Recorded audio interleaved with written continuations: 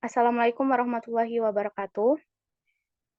Yang terhormat Profesor Dr. Sunyono MSI selaku dosen mata kuliah Metodologi Pembelajaran Kimia dan teman-teman dari kelompok 4 serta audiens yang saya banggakan. Di sini kami dari kelompok 4 yang beranggotakan 5 orang. Next slide. Yaitu yang pertama, ada saya sendiri sebagai moderator, yaitu Putri Salsabila dengan nomor pokok mahasiswa 28. Kemudian ada Vanidita Rihadatul IC dengan NPM 21130230004. Kemudian ada Rafifah Putri Az-Zahra dengan NPM 21130230034. Ada Debbie Almalia Mutiara Basta dengan NPM 211302304. Dan yang kelima ada Hoirunisa Salsabila Atauri dengan NPM 21130230060. Di sini kami akan mempresentasikan hasil analisis kami mengenai kendala atau permasalahan yang ada dalam pembelajaran kimia di sekolah, beserta analisis perlunya perubahan paradigma dalam pembelajaran.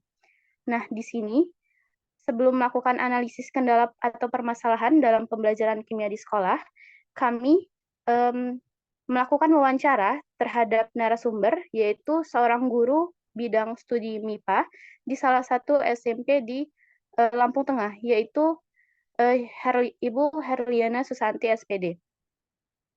Di sini kami mewawancarai narasumber terkait dengan cara mengajarnya, media pembelajaran yang digunakan, kendala-kendala pembelajaran serta paradigma pembelajaran di sekolah. Di sini berdasarkan hasil wawancara dengan narasumber menerapkan pembelajaran dengan model discovery learning yang diterapkan secara luring. Dalam hal ini, narasumber terlebih dahulu membuka, lalu mengajak siswa untuk melakukan ice breaking. Saat pembelajaran berlangsung, siswa dibentuk kelompok, lalu siswa diberi LKPD, dan LKPD tersebut nantinya akan didiskusikan secara berkelompok oleh siswa. Di sini, siswa didorong untuk menemukan permasalahan yang ada pada LKPD atau yang fenomena-fenomena yang diberikan oleh guru. Lalu siswa dituntun untuk menjawab pertanyaan yang ada di LKPD. Next.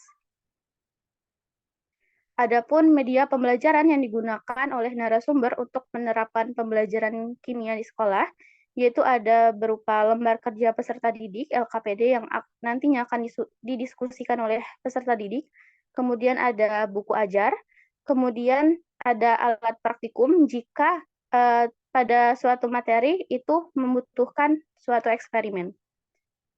Nah, di sini respon siswa terhadap model pembelajaran ini adalah siswa cukup tertarik karena siswa dapat secara aktif mencari tahu dan membangun pengetahuannya secara mandiri.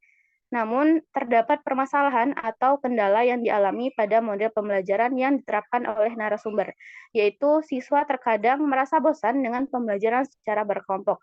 Selain itu, siswa seringkali sulit memfokuskan diri pada pembelajaran, sehingga siswa seringkali tidak memahami apa yang diperintahkan oleh guru, jadi tujuan pembelajaran kadang-kadang tidak tercapai. Nah, untuk lebih jelasnya mengenai analisis permasalahan atau kendala dalam pembelajaran kimia, bisa dipaparkan oleh pemateri yang pertama, yaitu Rafifah Putri Az-Zahra. Kepada Rafifah, saya persilakan. Baik, terima kasih kepada moderator. Pastinya saya akan menjelaskan sedikit terkait dengan analisis permasalahan atau kendala dalam pembelajaran kimia itu sendiri yang telah tadi dipresentasikan oleh salah satu narasumber, yaitu Ibu Herli ya gitu. Berdasarkan hasil wawancara gitu, diketahui bahwa tidak terdapat permasalahan yang muncul dalam pembelajaran kimia dengan model discovery learning tersebut. Namun, siswa justru dapat aktif membangun pengetahuannya sendiri dengan tetap memerlukan bimbingan guru gitu. Apalagi jika gaya belajar yang digunakan itu bersifat kinestetik, sehingga siswa dapat memiliki ketertarikan itu sendiri yang lebih tinggi terhadap pembelajaran kimia. Namun, ada pun beberapa kendala gitu yang muncul dalam pembelajaran ini dalam strategi yang digunakan gitu ya, yaitu seperti diskusi kelompok, siswa itu kurang fokus gitu dan cukup merasa bosan dengan strategi kelompok yang sering sekali gitu digunakan berkelompok gitu. Nah, dari kurangnya variasi dalam proses pembelajaran itu memicu utama kurangnya minat peserta didik dalam belajar pelajaran itu sendiri. Nah, selain itu penyebabnya juga bisa karena pembagian kelompok yang tidak tepat gitu. Karena ada beberapa, misalnya kalau untuk pembagian kelompok, itu mereka biasanya ada beberapa anggota-anggota kelompok yang, sering kali gitu tidak peran aktif ataupun, menghambat dan lain sebagainya. Sehingga itu menjadi salah satu kendala permasalahan dalam model pembelajaran, discovery learning itu sendiri. Mungkin, yang selanjutnya itu akan disampaikan oleh teman saya yang untuk melanjutkan terkait dengan paradigma pembelajaran di sekolah, kepada penyampaian selanjutnya, silakan. Baik, terima kasih pada Rafifah. Saya akan melanjutkan materi berikutnya, yaitu paradigma pembelajaran di sekolah. Paradigma ini terbagi menjadi dua, yaitu paradigma lama dan paradigma baru. Next. Yang pertama terdapat paradigma lama. Menurut Jonasson tahun 2006, pembelajaran yang menggunakan paradigma lama dilaksanakan berdasarkan asumsi berikut. Terdapat 5 asumsi. Untuk yang pertama yaitu guru mentransfer pembelajaran secara mudah dengan mempelajari konsep abstrak dan konsep yang tidak berhubungan dengan konteksnya. Nah, melalui asumsi ini, guru beranggapan bahwa dengan mempelajari konsep-konsep abstrak yang sudah dirumuskan oleh para ahli peserta didik, lalu mereka memahaminya, maka secara langsung mereka dapat menerapkannya dalam kehidupan. Tidak perlu lagi digali apakah siswa memahami relevansi antara pembelajaran yang mereka terima dengan kehidupan atau tidak. Untuk asumsi yang kedua yaitu siswa merupakan penerima pengetahuan. Nah, guru melaksanakan pembelajaran dengan tujuan memberi pengetahuan sebanyak-banyaknya pada siswa. Menurut asumsi ini, sumber pengetahuan siswa hanya berasal dari guru dan bahan ajar.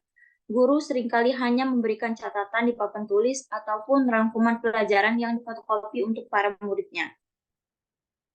Asumsi yang ketiga yaitu pembelajaran melibatkan penguatan stimulus dan respon. Siswa itu hanya dianggap hanya mau belajar apabila ada suatu stimulus. Maka para pendidik berupaya memberi sejumlah stimulus agar peserta didiknya itu memberikan respon-respon dalam kegiatan pembelajarannya. Anak dikatakan belajar jika ia mampu memberikan respon yang tepat atau suatu stimulus yang diberikan oleh guru. Atas respon-respon dari siswa tersebut, guru pun memberi sejumlah penguatan-penguatan. Yang berikutnya yaitu pembelajaran dalam keadaan kosong yang siap diisi dengan pengetahuan. Pada asumsi ini, siswa dianggap kosong dan siap menerima masukan. Oleh karena itu, guru hanya memberikan sejumlah pengetahuan tanpa mempertimbangkan apakah sudah ada ataupun tidak ada pengetahuan awal siswa berkenaan dengan materi yang diajarkan. Guru tidak perlu memperhitungkan mengenai seberapa siap siswa tersebut menerima materinya. Guru mengajar selalu langsung pada pokok atau inti materi tanpa berupaya menggali terlebih dahulu pengetahuan awal siswa. Untuk asumsi yang terakhir yaitu keterampilan dan pengetahuan sangat baik diperoleh dengan terlepas dari konteksnya. Asumsi ini menganggap bahwa ketika siswa sudah mampu menguasai sejumlah pengetahuan dan keterampilan, maka mereka sudah bisa dikatakan dapat menerapkannya dalam segala konteks.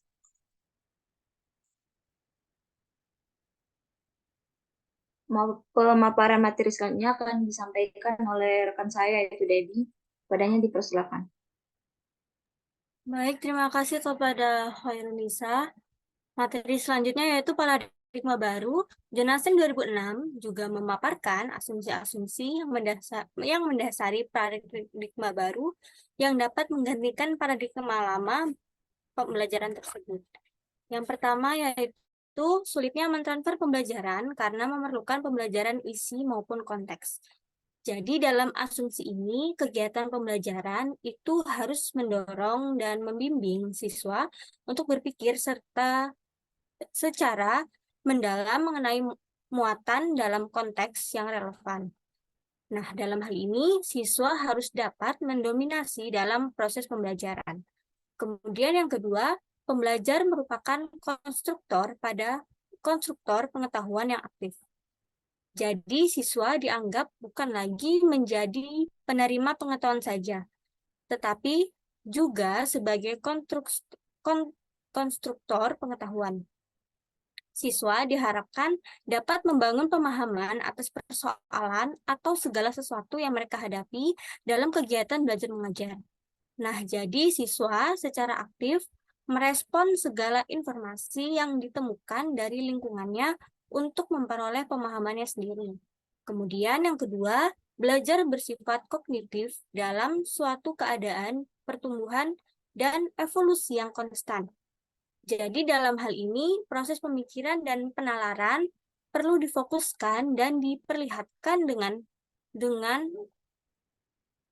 tanpa mengabaikan pengajaran materi. Kemudian yang keempat, pembelajar membawa kebutuhan dan pengalaman mereka ke dalam situasi-situasi belajar. Nah, siswa ini harus membawa kebutuhan dan pengalaman mereka ke dalam situasi-situasi belajar supaya siswa dapat memperoleh dan memproses informasi. Hal ini dapat mendorong siswa secara aktif untuk menggali serta memproses informasi yang mereka temukan untuk mencapai suatu pemahaman. Siswa tersebut aktif karena mereka merasa memiliki dan bertanggung jawab atas pembelajaran mereka sendiri. Kemudian yang kelima, keterampilan dan pengetahuan sangat baik diperoleh dalam konteks yang realistik. Nah, konteks yang realistis itu dapat membantu siswa dalam memperoleh pengetahuan dan keterampilan karena mereka memiliki kesempatan untuk berpraktik dan mempelajari hasil-hasil yang diterapkan. Kemudian yang terakhir, penilaian harus memiliki bentuk yang lebih realistik dan holistik. Jadi menurut asumsi ini, tes pengetahuan siswa tidak dapat mengukur kemampuan siswa untuk melakukan performa dalam latar keseharian. Maka dari itu penilaian siswa bentuknya harus lebih realistik dan holistik yang menggunakan proyek dan portofolio serta tidak menekankan penggunaan tes standar.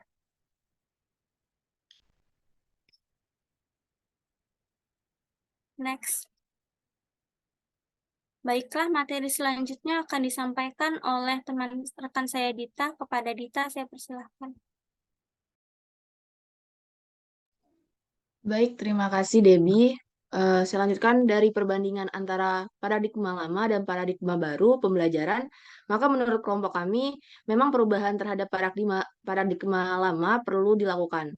Paradigma lama lebih memfokuskan pada peningkatan kuantitas informasi, sedangkan paradigma pembelajaran baru fokus pada efisiensi dan efektivitas proses pembelajaran mengenai apa yang diketahui oleh peserta didik dan apa yang mampu mereka lakukan terhadap informasi baru. Nah, terkhusus dalam pembelajaran kimia yang mengandung konsep-konsep abstrak, guru harus dapat menentukan siswa untuk membangun pengetahuannya sendiri dari konsep-konsep apa yang ada melalui serangkaian eksperimen yang didasari pada fenomena yang ada di sekitar. Apabila siswa hanya diberitahu mengenai konsep yang ada, siswa tidak dapat memahami bagaimana relevansi dari konsep kimia tersebut terhadap kehidupannya. Nah, perkembangan teknologi dan informasi juga menjadi salah satu penyebab perlu diadakannya perubahan paradigma pembelajaran di era ini. Siswa dapat dengan mudah mempelajari segala sesuatu lewat berbagai macam media, seperti media cetak, program TV, gambar, ataupun audio, dan lain sebagainya. Sehingga semua itu mendorong terjadinya perubahan peranan guru dalam pengolahan proses belajar mengajar. Guru yang semula menjadi sumber belajar sekarang menjadi fasilitator dalam pembelajaran. Slide selanjutnya. Nah, terdapat banyak strategis pembelajaran yang bisa diterapkan dalam pembelajaran yang mengarah pada paradigma baru ini. Salah satunya adalah pembelajaran kelompok. Peserta didik harus dibelajarkan untuk bisa berkolaborasi dengan orang lain. Dalam menggali informasi dan membangun makna, peserta didik perlu didorong untuk bisa berkolaborasi dengan teman-teman di kelasnya. Nah, melalui kolaborasi ini, peserta didik dapat memperoleh informasi yang lebih luas mengenai suatu konsep dan relevansinya terhadap kehidupan. Lalu, dari analisis ini juga diketahui bahwa guru lebih memfokus pada penerapan tes standar kepada siswa, seperti soal-soal atau permasalahan yang harus dipecahkan pada LKPD. Padahal sesuai dengan asumsi paradigma baru, pengetahuan siswa saja tidak cukup untuk dapat mengukur kemampuan siswa untuk melakukan performa dalam latar keseharian. Maka dari itu penilaian siswa bentuknya harus lebih realistik dan holistik yang menggunakan proyek dan portofolio. Sekian dari saya kembalikan ke moderator. Baik, terima kasih kepada rekan-rekan pemateri dari kelompok 4. Di sini saya akan menyimpulkan hasil analisis dari kelompok kami mengenai perlunya perubahan paradigma dalam pembelajaran. Nah, berdasarkan analisis permasalahan atau kendala dalam proses pembelajaran kimia yang telah kami lakukan, maka menurut kelompok kami memang perlu dilakukan perubahan terhadap paradigma pengajaran ke paradigma pembelajaran. Hal ini dilakukan supaya siswa tidak lagi menjadi objek, melainkan menjadi subjek pembelajaran. Siswa bukan lagi menjadi penerima informasi yang pasif, melainkan menjadi pengelola informasi yang aktif. Selain itu, tes yang semula difokuskan hanya pada tes pengetahuan juga perlu difokuskan pada tes keterampilan. Hal ini dikarenakan untuk mengukur kemampuan siswa untuk melakukan performa dalam latar keseharian. Maka dari itu, penilaian siswa bentuknya harus lebih realistik dan holistik, seperti menggunakan proyek ataupun portofolio untuk menilai kemampuan peserta didik tersebut, serta memperkuat kemajuan dan kualitas pekerjaan peserta didik. Baik, mungkin itu saja yang bisa kelompok kami sampaikan. Apabila ada kesalahan, kami mohon maaf. Terima kasih. Saya akhiri. Wassalamualaikum warahmatullahi wabarakatuh.